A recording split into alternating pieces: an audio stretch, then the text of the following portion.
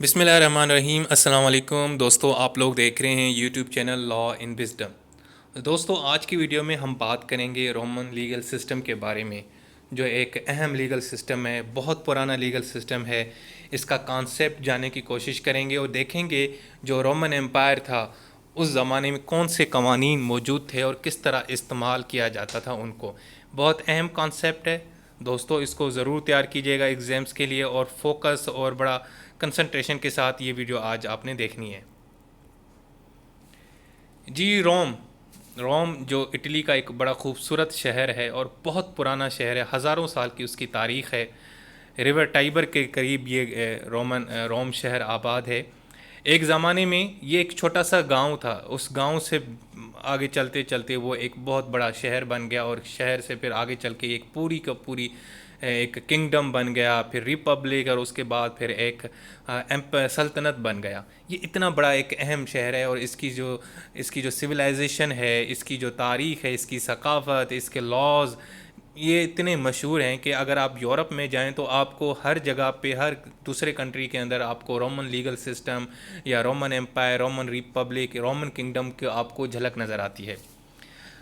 Roman لا ایک بہت پرانا لیگل سسٹم تھا، جو پرانا روم تھا وہاں پہ اپلائی ہوتا تھا، اور یہ بہت ایک پاورفل اور ایک اہم سویلائزیشن ہے۔ دیکھیں، دنیا کے اندر بہت بڑی بڑی جو ہے امپائرس آئے ہیں، جیسے گریک امپائر، اس کے بعد پرشین امپائر، اس کے بعد اگر کسی کا نام آتا ہے تو وہ ہے رومن امپائر۔ اس رومن امپائر نے تقریباً 1000 سال تک یورپ کے اوپر حکمرانی کی، اور اسی وجہ سے یورپ کے اندر جتنے بھی قوانین آج آپ کو نظر آتے ہیں، چاہے وہ سول لیگل سسٹم ہے یا کامن لیگل سسٹم ہے، ان میں کہیں نہ کہیں آپ کو رومن لیگل سسٹم کی ایک جھلک نظر آتی ہے۔ یہ جی آج کے یورپین کنٹریز کے جو لیگل سسٹم ہے وہاں سے ان سے انسپائرڈ ہیں، ان کو انہوں نے فالو کیا۔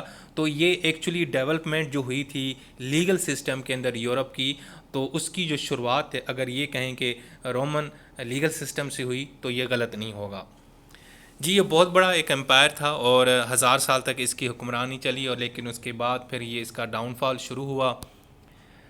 اگر اب ہم دیکھیں تو سب سے پہلے یہ ایک چھوٹا سا شہر تھا 753 BC کے اندر، پھر وہ ایک کنگڈم کے اندر کنورٹ ہو گیا، اور تقریباً 7 سے 8 بڑے کنگز جو ہے نا انہوں نے روم کے اوپر حکمرانی کی۔ اس کے بعد پھر یہ ریپبلک بن گیا۔ ہاں جی دوستو، ریپبلک بن گیا، یعنی کہ وہاں پہ سینٹ آ گئے، وہاں پہ اسمبلیز بن گئی، وہاں پہ اب قانون بننے کی بات ہوتی تھی۔ قانون کے مطابق ایک جو پورا کا پورا جو روم تھا اس کے اوپر اس کو مینیج کرنا شروع کیا گیا تھا۔ اس کے علاوہ پھر آگے چل کے وہ جو ریپبلک ہے وہ پھر جناب امپائر بن جاتا ہے، کیونکہ اس کے اوپر جو وار لارڈ تھے، بڑے بڑے جو ڈکٹیٹر تھے، ان کی حکمرانی شروع ہو جاتی ہے۔ سب سے پہلے آگسٹس آئے تھے، اس کے بعد جولیس سیزر کا بھی نام آتا ہے، پومپیو کا بڑا نام آتا ہے، اس کے علاوہ مارک اینٹونی، سولا، یہ بڑے بڑے بڑے وار لارڈز ہیں۔ ان کی بڑی موویز آپ نے دیکھی ہوں گی، نیٹ فلیکس پہ چلے جائیں تو آپ کو بڑی ویب سیریز ملیں گی رومن امپائر کے اوپر۔ اس کے بعد جناب یہ ڈیوائیڈ ہو گیا ویسٹرن اور ایسٹرن رومن امپائر میں، اور پھر آگے چل کے ان دونوں ویسٹرن اور ایسٹرن رومن امپائر کا بھی ڈاؤن فال شروع ہو گیا۔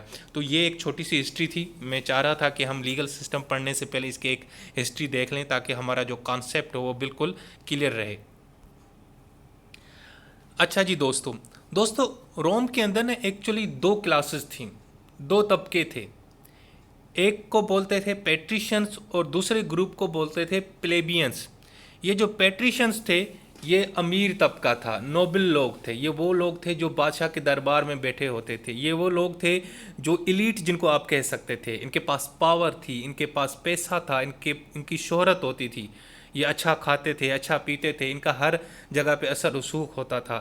جو ملک چلاتے تھے، جو سینیٹرز ہوتے تھے، جو کنگز ہوتے تھے یا وار لارڈز ہوتے تھے، یہ جناب ان کے ساتھ تعلق ہوتا تھا، اور ظاہری بات ہے جو بھی قوانین بنتے تھے، جو بھی معاملات ہوتے تھے، تو یہ ان کے اوپر ایک پورا کا پورا امپیکٹ ہوتا تھا۔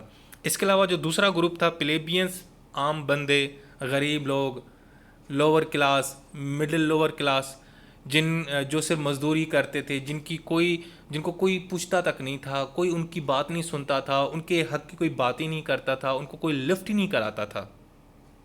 تو جناب یہ 2 کلاسز تھے، ایک پیٹریشنز اور پلیبینز۔ ان دونوں کلاسز کے درمیان اکثر جو ہے نا ایک کلیش نظر آتا تھا. پلیبینس کہتے تھے کہ جی آپ لوگ ہمیں حق نہیں دیتے, ہم محنت بھی زیادہ کرتے ہیں, مزدوری بھی ہم کرتے ہیں, اتنی جو بڑی سلطنت ہے, اتنا جو رومن امپائر ہے اس کو کھڑا ہم نے کیا ہے, ہمارے خون پسینے کی محنت سے یہ آپ عیاشیاں کرتے ہیں, لیکن آپ ہمیں حق نہیں دیتے تھے.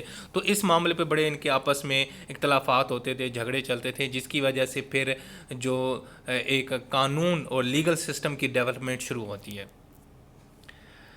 اب جو لیگل سسٹم ہے رومن کا, اگر ہم اس کی سورسز کی بات کریں تو دیکھیں سب سے پہلے کسٹمز.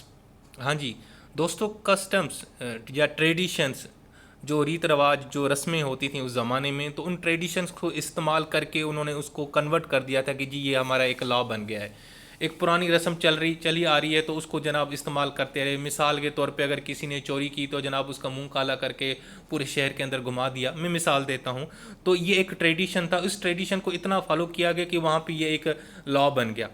یہ ایک میں سورس ہے. تو کسٹم بھی ان کا سورس تھا. اس کے بعد لیجسلیشن, بالکل باقاعدہ طور پہ ایک قانون سازی ہوا کرتی تھی. جو پیٹریشنس ہوتے تھے نا, بڑے یہ ایلیٹ قسم کے لوگ, نوبل لوگ, جو وزیر مشیر ہوتے تھے, یہ کچھ اسمبلیز میں جا کے اپنا کوئی قانون بناتے تھے. تو یہ بھی ایک سورس تھا. وہاں بھی جو لیگل سسٹم ہے وہاں سے بھی وہ بھی ایک اس کا لیجسلیشن سورس تھا. اس کے علاوہ پروکلیمیشنس, جو میجسٹریٹ تھے عدالتوں میں جو بیٹھے ہوتے تھے, جو سزائیں دیتے تھے, جو عدالت لگا کے جناب کس نے چوری کی, کس نے جرم کیا, کس نے ڈکیتی ڈالی, یہ جو سزا دی جاتی, تو میجسٹریٹ بھی جو فرمان جاری کرتے تھے, جو آرڈر دے دیتے تھے, وہ بھی ایک سورس بن گیا لیگل سسٹم کا. اس کے علاوہ ایمپرر, جو ایمپرر قانون پاس کرتا تھا, جو ڈکٹیٹر ہوتا تھا, بادشاہ ہوتا تھا, جو کہتا تھا کہ جناب یہ آج کے بعد مثال کے طور پہ یہ ایک ہفتے کے جو ہے نا, ایک ہفتے کے لیے چھٹی ہے, ایک ہفتے کا جو ہے نا وہ ایک سوگ منایا جائے گا یا خوشی منائی جائے گی. مختلف قسم کے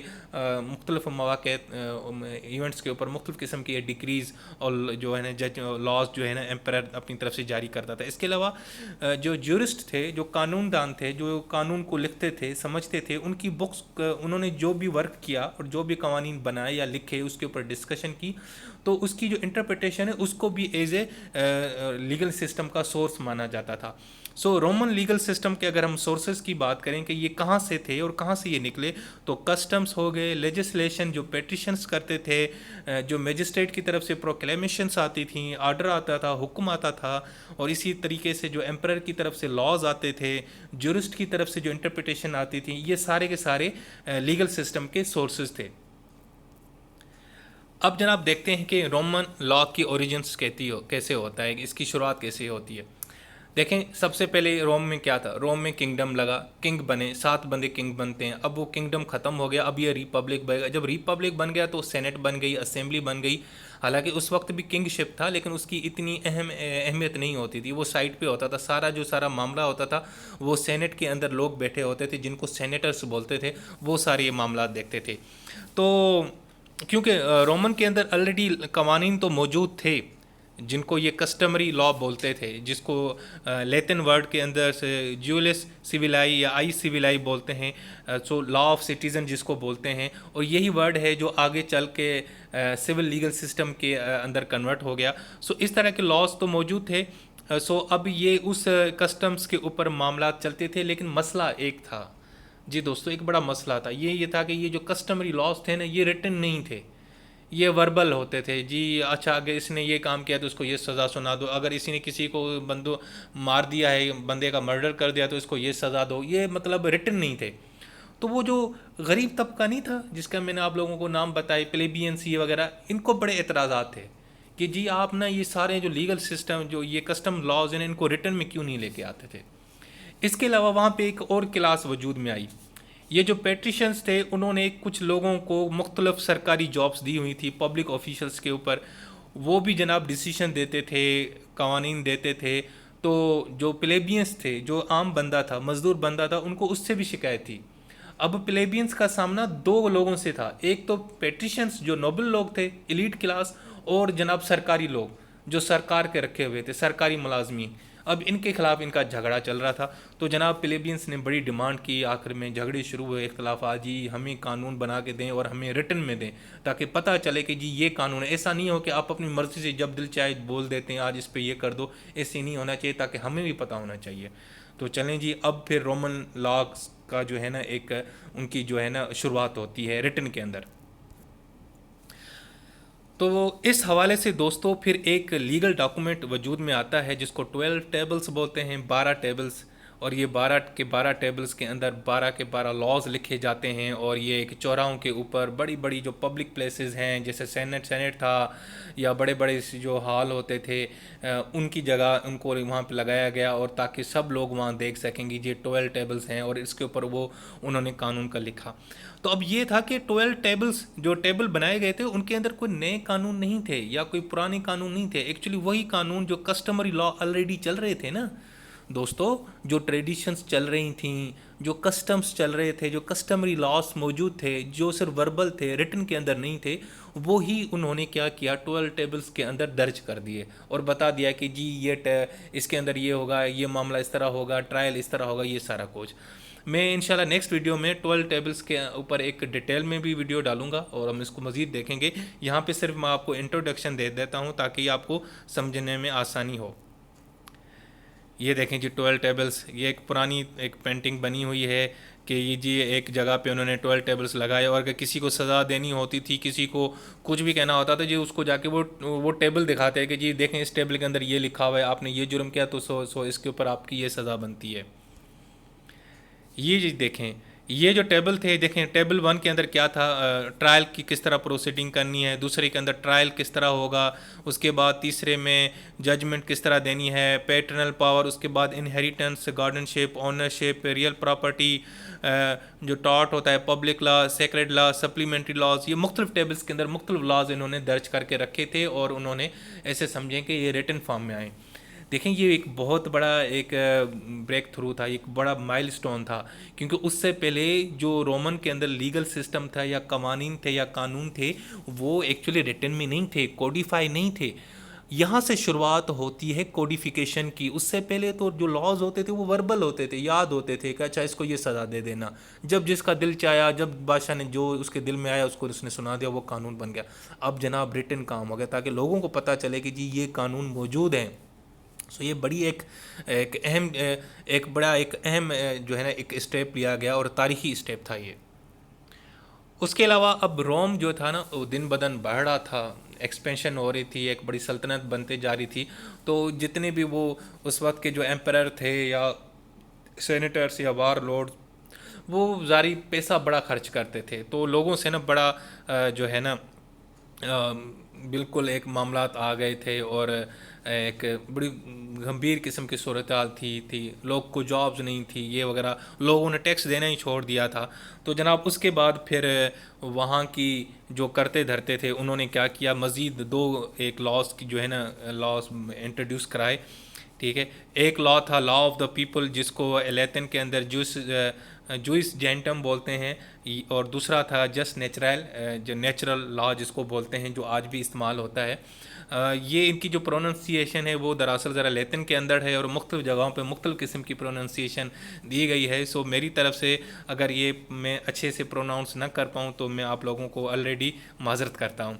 सो जी सबसे पहले जो जस्ट जेंटम था ये था रूल्स ऑफ पीपल या नेशन।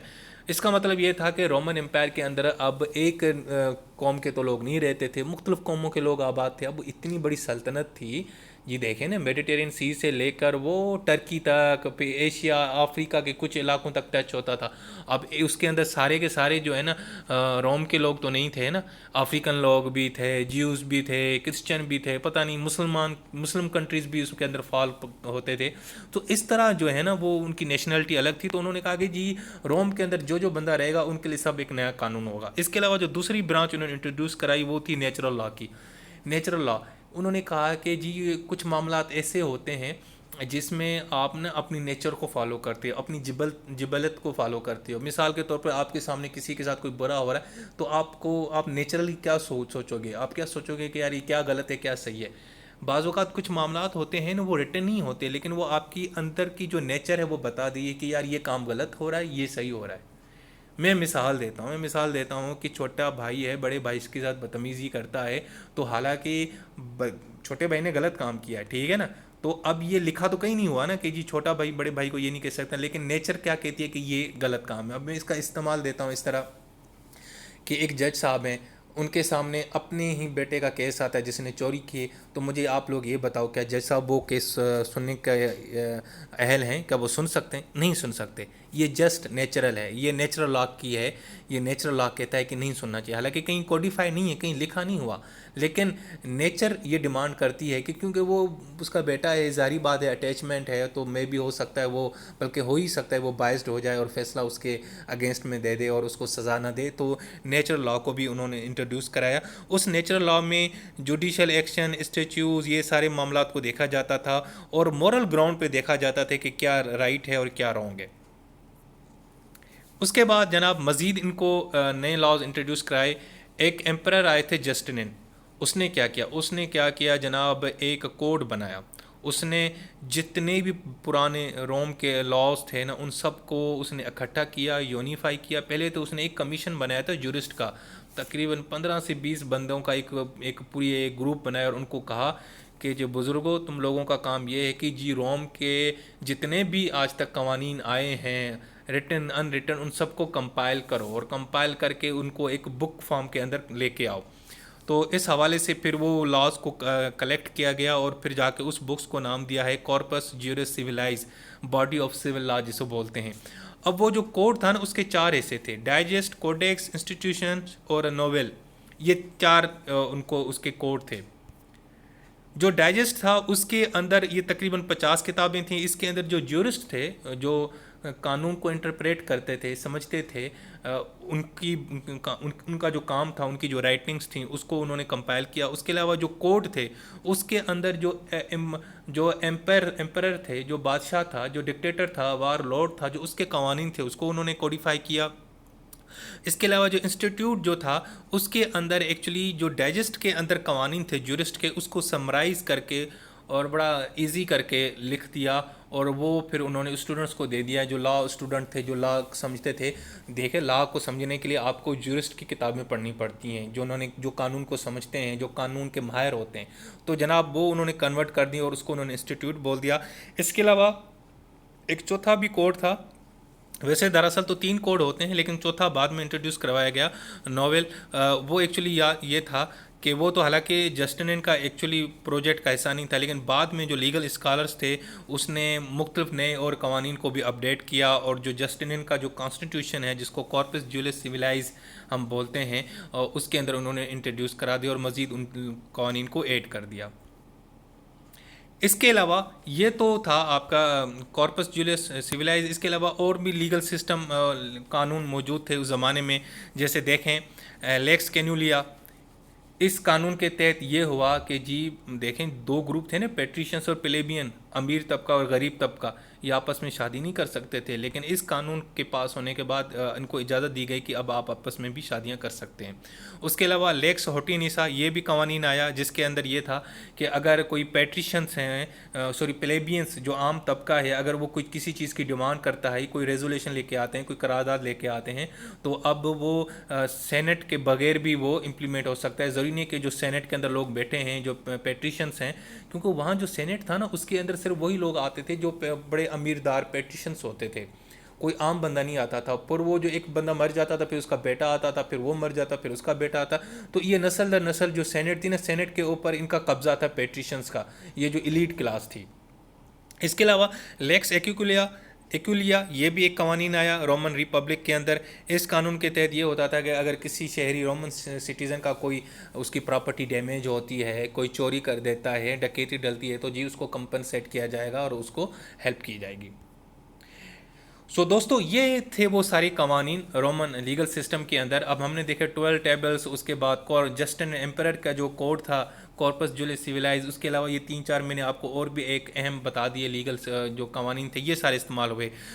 ایکچولی یہ سارے قوانین نے ایک بنیاد ڈالی جو سول لا سسٹم ہے، جو آج بھی یورپ کے اندر استعمال ہوتا ہے، پاکستان کے اندر بھی یہ استعمال ہوتا ہے۔ پاکستان میں تو ماشاءاللہ سے ہر قسم کا لیگل سسٹم استعمال ہوتا ہے نا، اسلامک لیگل سسٹم بھی ہے، کسٹم لیگل سسٹم بھی ہے، کامن بھی ہے، مکسڈ بھی ہے، ٹھیک ہے، ہر قسم کا لیگل سسٹم یہاں پہ استعمال ہوتا ہے۔ تو یورپ، لیٹن امریکہ اور افریقہ کے اندر جو لیگل سسٹم ہے سول لا، وہ ایکچولی رومن لیگل سسٹم سے ہی انسپائر ہے۔ اور ख़ास طور پہ جو کارپس جیورس سیویلاe جو جسٹنین ایمپرر جسٹنین کا جو کوڈ تھا وہ سب سے زیادہ انہوں نے ساری چیزیں وہاں سے انسپائر ہوئیں. اور انگلش کامن لا جو برٹش کے اندر استعمال ہوتا ہے وہ، اور ایون کہ جو امریکن سول لیگل سسٹم ہے وہ بھی جو ہے نا رومن لیگل سسٹم سے انسپائر ہے. سو دیکھا جائے تو یہ جو رومن لیگل سسٹم ہے اس نے پورے کے پورے یورپ کو انسپائر کیا، اور یورپ کے اندر آپ کو جتنے بھی قوانین ملتے ہیں اس کی جو ایکچولی بنیاد ہے نا، جو بیسک ہے، وہ رومن لیگل سسٹم سے ہی لی گئی. سو دوستو آج کے لیے بس اتنا ہی. امید ہے کہ میری یہ ویڈیو آپ لوگوں کو پسند آئی ہوگی. کمنٹس کے اندر ضرور بتائیے گا، اور سبسکرائب کیجیے گا اور لائک کیجیے گا، اور دوستوں کے ساتھ ضرور شیئر کیجیے گا. نیکسٹ ویڈیو تک مجھے اجازت دیں. اللہ حافظ.